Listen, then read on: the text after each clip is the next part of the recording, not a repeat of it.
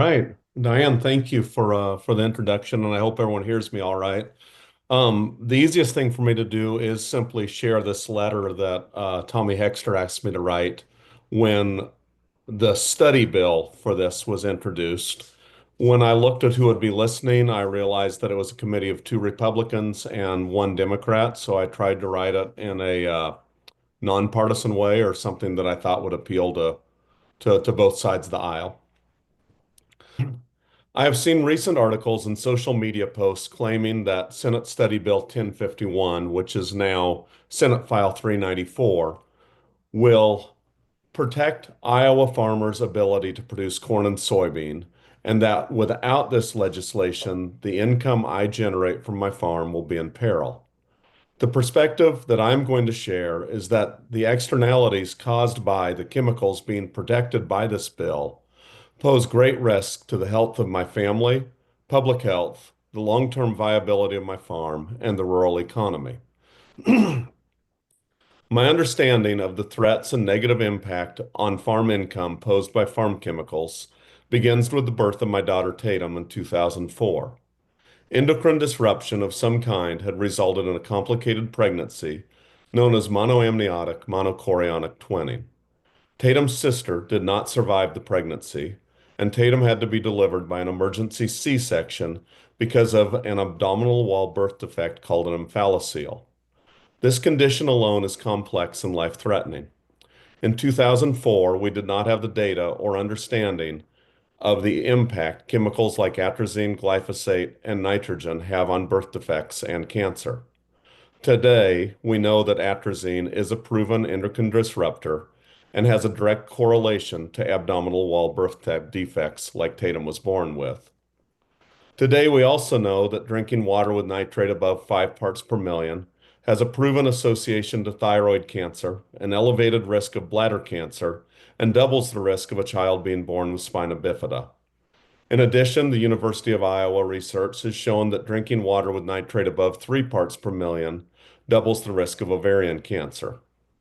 For the record, bladder cancer is listed as the cause of death on my father's birth certificate, and I have a sister who died of ovarian cancer.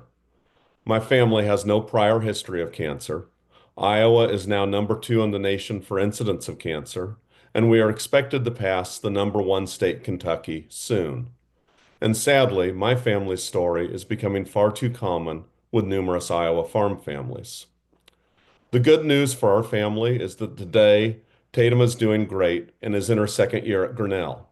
She is a great student and could have chosen any school in the country. She chose to stay in Iowa, and I'm very proud of her for this.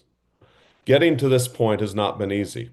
The first 4 years of her life required numerous surgeries at the Cincinnati Children's Hospital. Insurance does not cover everything. My wife had to take extended leave from work, and I had to liquidate cattle and equipment to pay the bills and keep my farm intact. But for as hard as this was for my family, I knew I was fortunate. You see, at the same time Tatum was going through her surgeries, another family in our county had a young son who was battling cancer.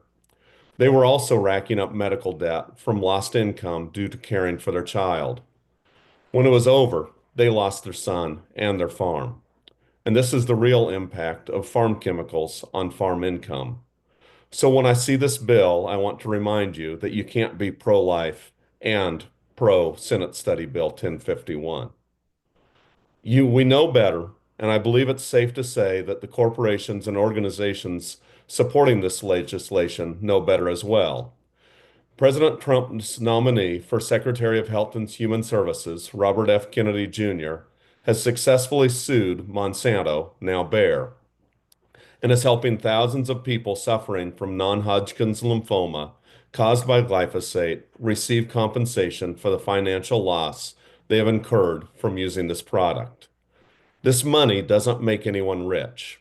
It pays hospital bills, mortgages, tuition, and groceries for families who have lost wages from not being able to work for themselves or having to leave work to take care of a child or a parent.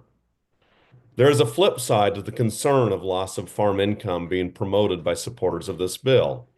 This is the improvement in farm income thousands of farmers across our state are seeing and finding ways to reduce chemical and synthetic fertilizer needs.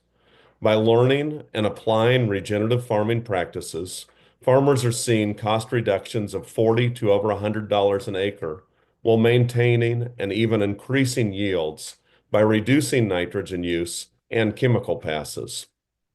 Imagine saving $40 an acre on Iowa's 25 million acres of crops.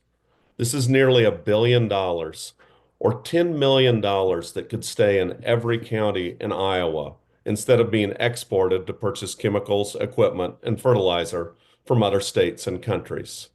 Those dollars could stay local, building an ever stronger rural Iowa.